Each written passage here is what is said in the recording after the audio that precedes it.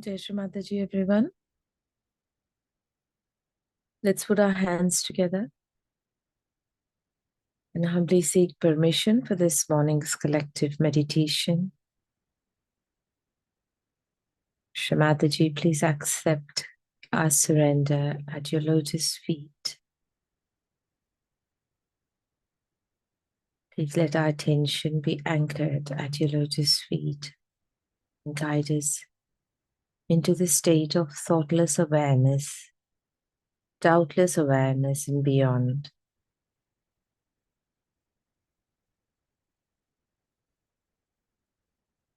Let's raise our Kundalinis and put ourselves in a bandhan.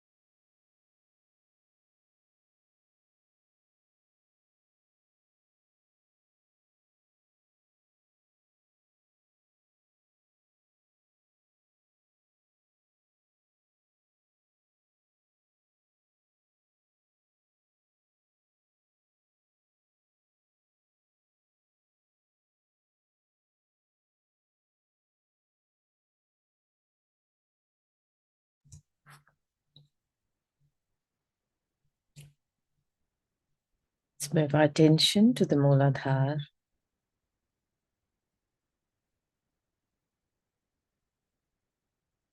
Shri Mataji, you who are Shri Ganesha,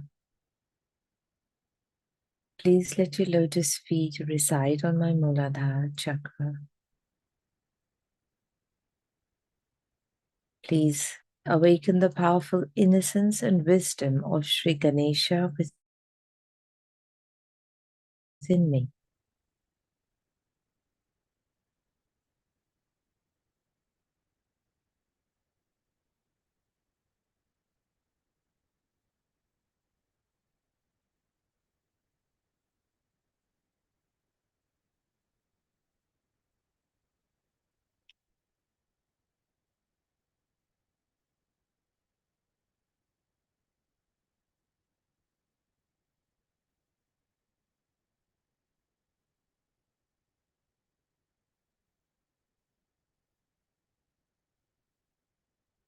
Keeping our attention on the Adi Kundalini, Kundalini of Shri Mataji, we request Shri Ganesha to kindly give permission for our Kundalini to awaken.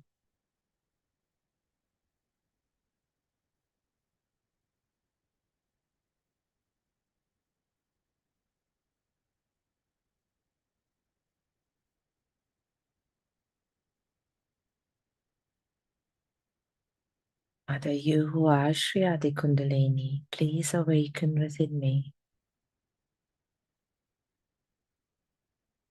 Please cleanse my energy centers and my energy channels.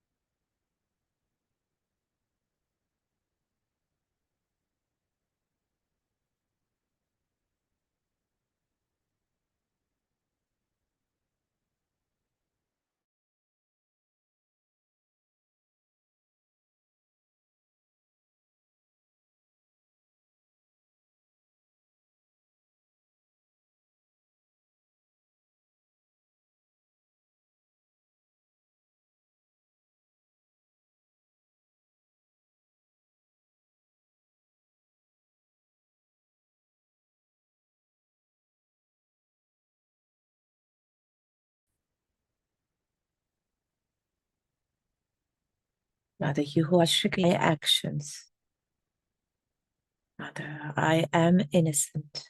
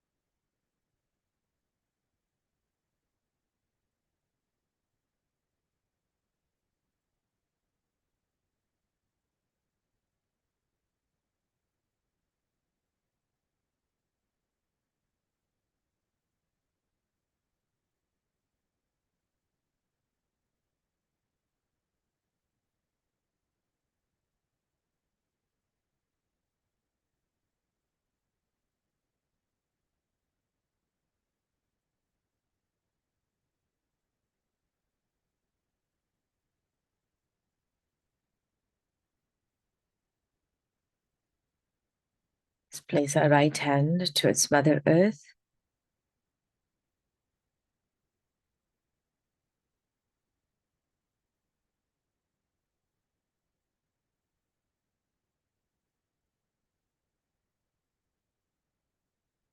Shri Mataji, you who are Shri Mahakali, in the form of Shri Chandi, who destroys evil tendencies in her disciples, please accept my surrender and dissolve the negativities of my left channel. Mother, I forgive my past.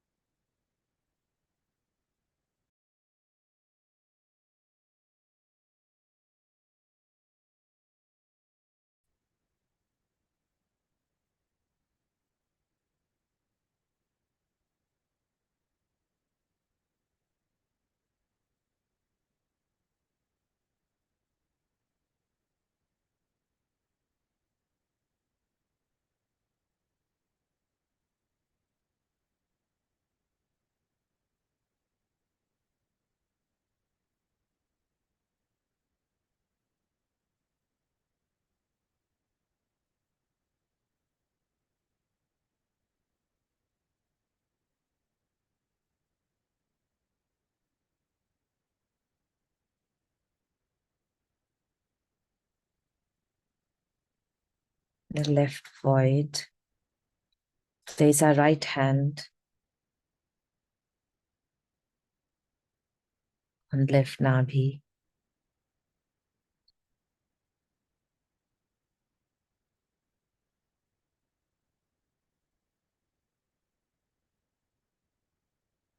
Mother, please make me a satisfied person.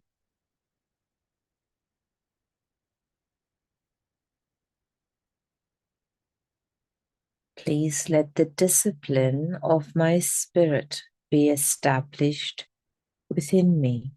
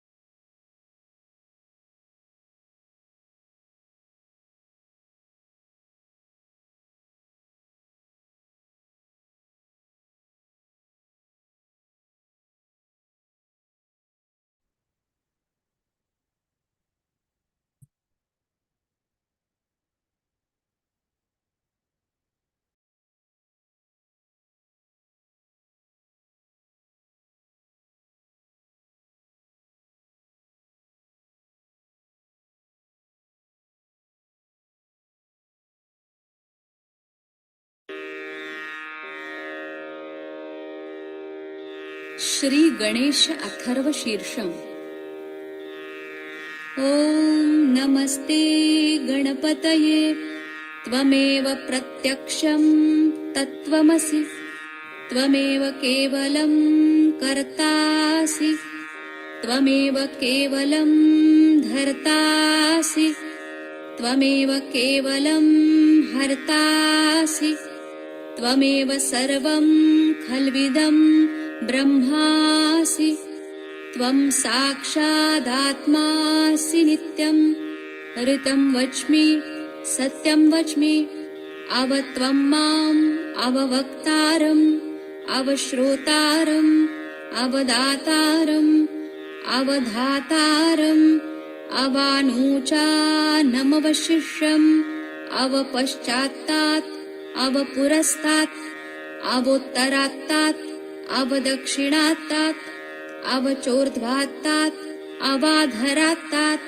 सर्वतो मां पाहि पाहि समन्तात् त्वं वाङ्मयस्त्वं चिन्मयः त्वमानन्दमयस्त्वं ब्रह्ममयः त्वं सच्चिदानन्दाद्वितीयोऽसि त्वं प्रत्यक्षं ब्रह्मासि त्वं ज्ञानमयो विज्ञानमयोऽसि सर्वं जगदिदं त्वत्तो जायते सर्वं जगदिदं त्वत्तस्तिष्ठति सर्वं जगदिदं त्वयि लयमिष्यति सर्वं जगदिदं त्वयि प्रत्येति त्वं भूमिरापो नलो निलो नभः त्वं चत्वारि वाक्पदानि त्वं गुणत्रयातीतः त्वं देहत्रयातीतः त्वं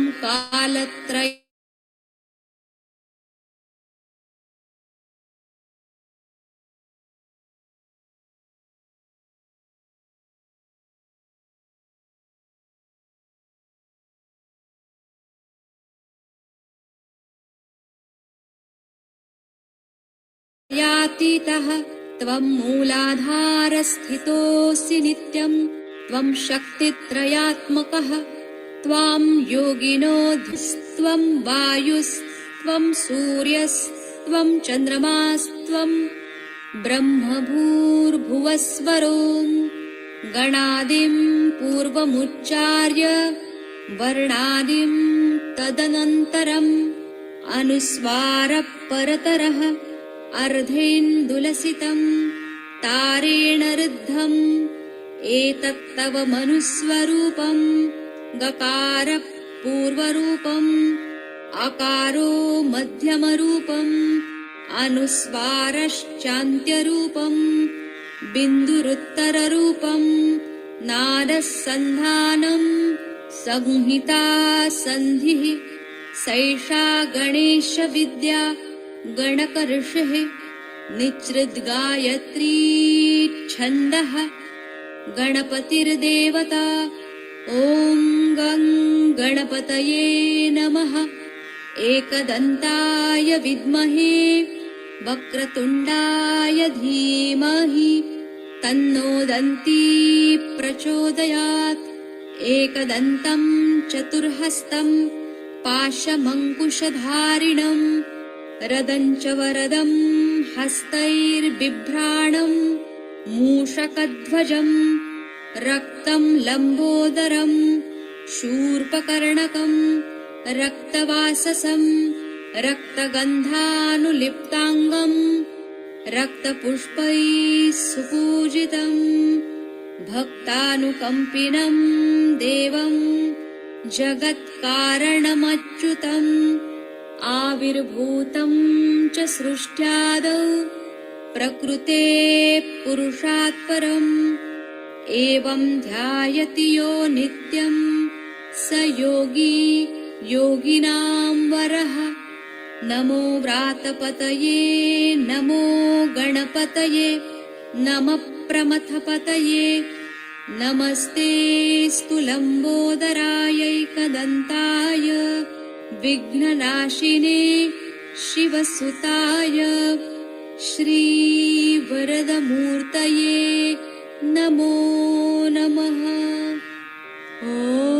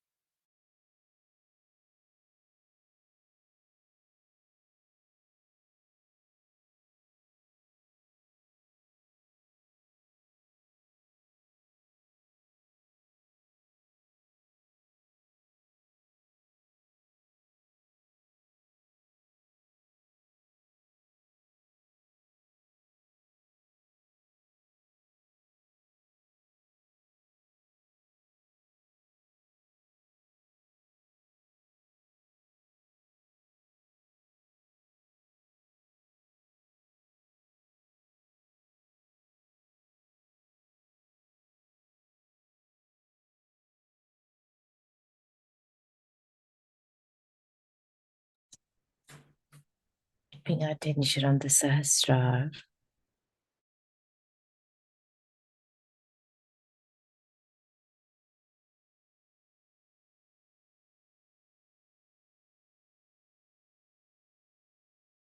The right hand on our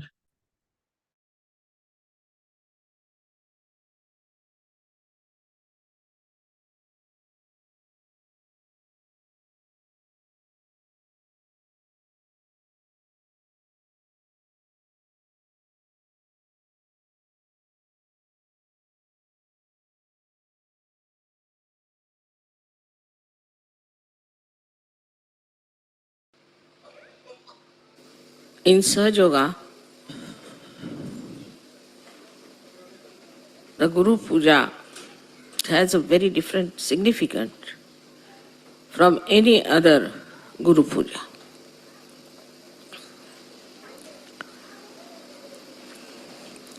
When you worship your Guru, you are also worshipping the Guru within you.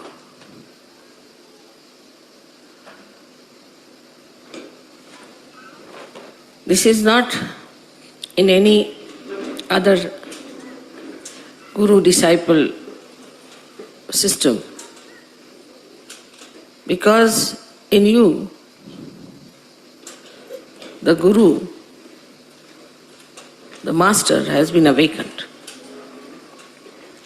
And so, when you are worshipping your Guru, then this Master within you is also worshipped, you respect it, you glorify it, you awaken it, and you manifest it. This we have to realize, that in Sahaja Yoga, if you are a Sahaja Yogi. Now the quality of Guru, first and foremost, is that he makes you meet God. Means he raises the Kundalini and establishes the relation between the all-pervading power, and as your Guru is Adi Shakti, you make that person meet also the Adi Shakti. So you have a double advantage, that at the same time, when you give them realization, not only that you make them feel the union with the divine power, but you can make them meet the divinity itself, the source of divine power. So your responsibility as Sahaja Yogis is very great, because in you there is the Guru. Now in our mantras we say that, Mother, I am my own Guru. But saying that, do we realize that if I am my own Guru, this I and my Guru, between the two, What have I achieved? Where am I? Can I guide myself? Have I got the light of the Spirit on my attention so well established and manifested that I can guide myself and guide others later on? First of all, in the Guru principle, it is important that you see to yourself the introspection. Can I be my own Guru? Have I become my own Guru? Now, in your case, your Guru is a mother, a woman. So, it has to be among women that the development of their Guru qualities have to be very well manifested. But it's just the way it is not. For them, they are still the mothers, or they are the wives, or they are Sahaja Yoginis. But they don't realize that you are also the Gurus. Because your mother is a Guru, because she is a woman, and you have to be also of that quality that people should say, look at this woman, she's such a Guru. But still, as I hear from the different leaders, that the ladies are absolutely still very much far away and are very few who can be called as real Sahaja Yoginis. It's a sad thing to hear. Because if you still keep to all these mundane things of womanhood and the drawbacks of womanhood, which has come out of domination, maybe because of always they were shown to be something lower. Especially in the Christian religion, they were never regarded as something holy. They have this kind of a diffidence in them that they don't understand that dharma can be established more by women than by men. And the Guru's work is to establish the dharma in the society, in the family, in relationships. All these Gurus which are representing all these great symbols here have done nothing but have established dharma. But first of all, before establishing the dharma, we should watch ourselves. Have we got dharma within ourselves or not? First of all, the quality of a person who has dharma is that he listens to others. He obeys. And this is something has gone wrong with the Western women, I think, that they have forgotten how to listen to others, how to obey others. That's why their children also don't obey them. Obedience, if you do not have, nobody is going to obey you. First, you must learn to obey. A person like Kabira, because he was born of a unknown caste, people didn't know what he was born from. And he could not go directly to any Guru. So he heard about Ramanand, great Guru of those days, who used to go to the river Ganges every morning to have his bath. So one day on his steps, Kabira kept lying, and in the darkness, the Guru could not see, and he touched him with his feet. He said, "Who are you?" So he said, "I'm Kabir, and I'm your disciple." And he caught hold of his feet. And when he caught hold of his feet, he said, "All right, come along." And then he became such a great saint in India. People know him more than they know his Guru. He became so great. The basic thing is humility. Yesterday you saw how the musician was humble. All the time he was humble. He didn't know how to express his humility every time. All the time he was humble, because in humility only you can receive the blessings. You can receive the quality that is of your Guru. Now for a Guru, as you have seen, that in my own way, in my own image, you have to come up. First of all, your life should be absolutely transparent. Transparency is the essence of Sahaja Yoga. Everybody should know what you are doing, where you are going, what is the way you live, what is the way you are behaving. I have seen people who are gurus, also in the sense that we call them leaders, or we can call them sub-gurus, or they cannot be called as priests, but I can say communication centers as they are. In them, you find that they are very fussy type of people. Always think about their body, always think about their comfort, always grudge about what's nobody looked after them, as if they suffer from persecution mania. Or they will grudge about food. I didn't eat my food for one day. It doesn't matter. For a guru, it's better to starve for about 3-4 days nicely, so that you get over this idea of hunger. You'll be surprised, since I'm here, I have not eaten anything much. I'm just drinking something, because just the Guru has no hunger, right? Because it is in your stomach, the Guru vibrations are so much that you don't feel like eating anything. So then what do you eat and how do you eat and all these things that we have given up to come to Sahaja Yoga. So even if leaders have this nonsense in their head, what do you get to eat? I mean, this is the basics, absolutely. And when I hear some people telling me, oh, what did they eat and how did they eat and all, it's like, I feel they are like tourists in Sahaja Yoga. Just come in Sahaja Yoga like tourists to see places and go around and to know where you get, in what restaurant you get good food and cheaply. All this is so basically, absolutely not a manifestation of Guru principle. Now you have seen your Guru as she is. I do not know what I eat, what they give me, what I want.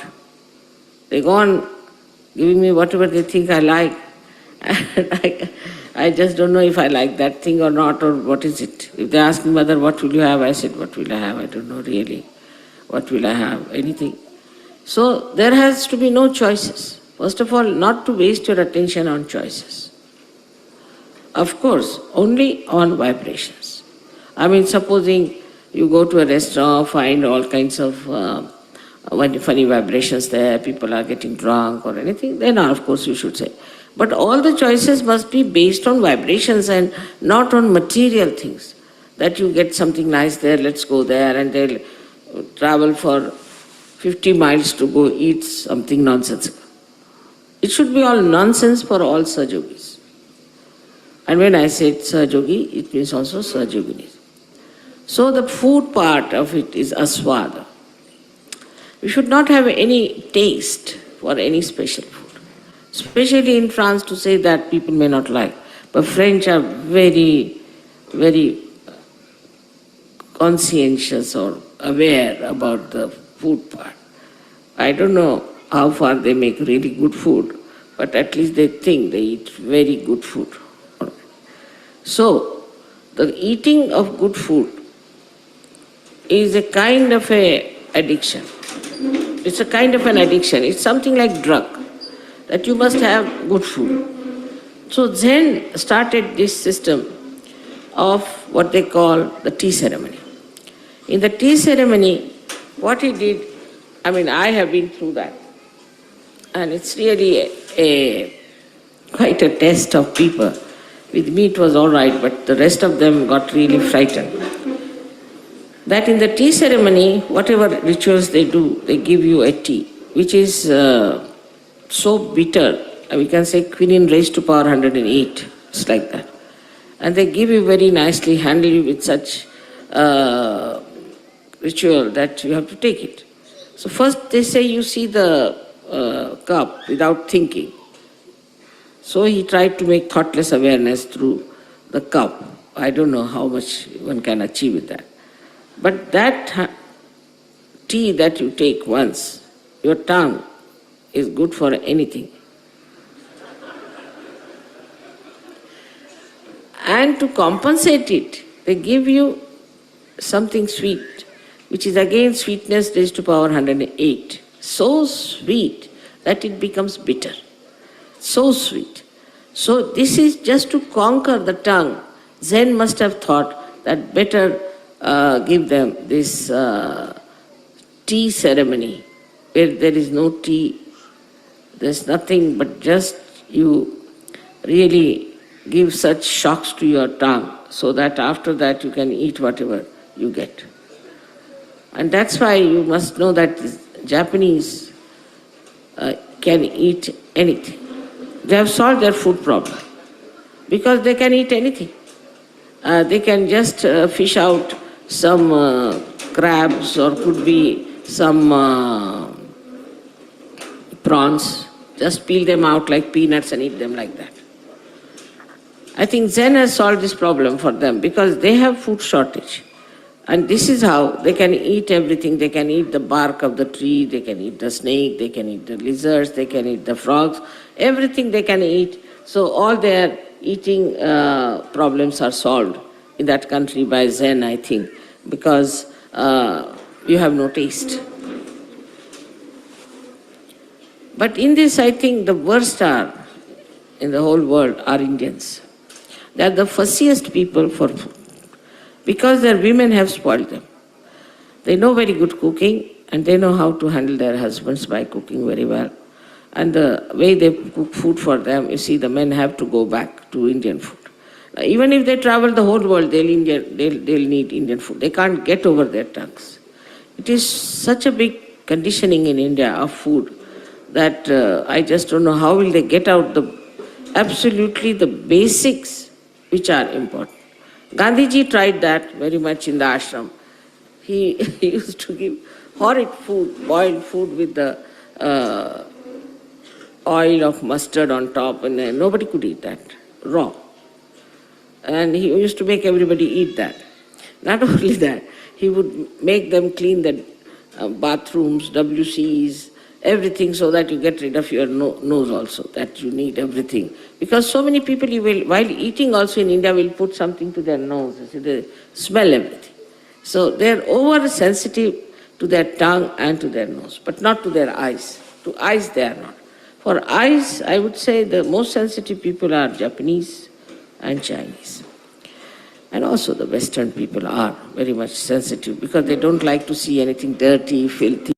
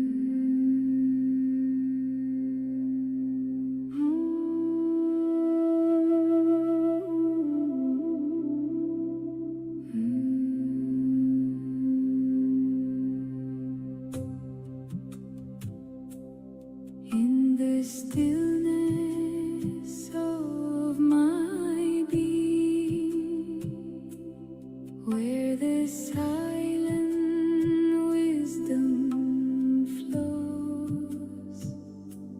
Mother, be my inner guru. Guide me where the truth now grows. Om Tvameva Sakshat Shri Adi Guru Dattatreya Sakshat Shri Adi Shakti Mataji Shri Nirmala Devi Namo Namaha.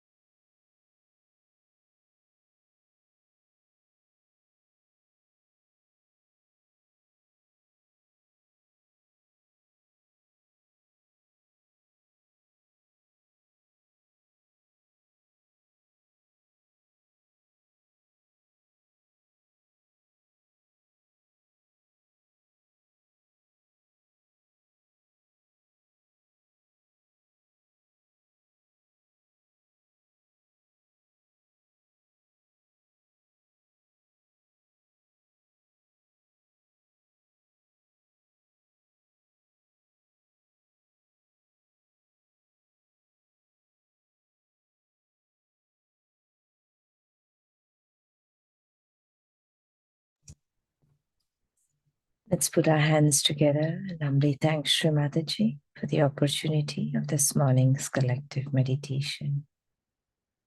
Thank you everyone for your vibrational presence. Let's raise our kundalinis and put ourselves in a bandhan. I'm wishing you all a beautifully blissful day. Jai Shri Mataji.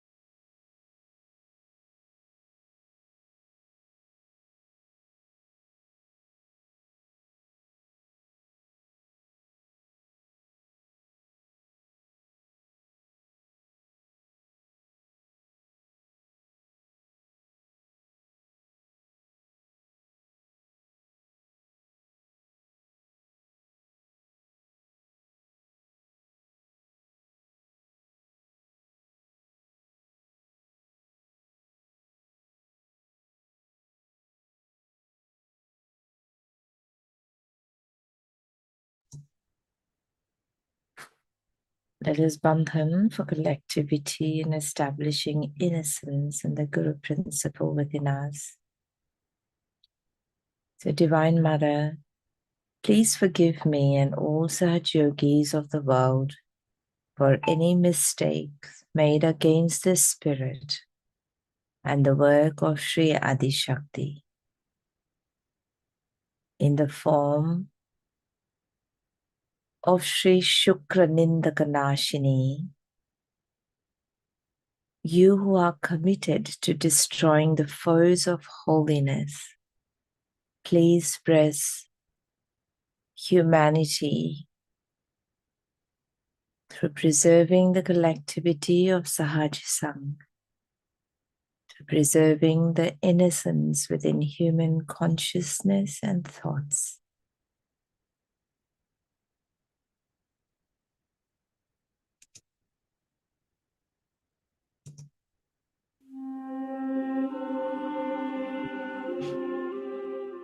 Father, please destroy all hindrances in the path of our ascent and in the path of seekers finding Sahaja Yoga for their self-realization.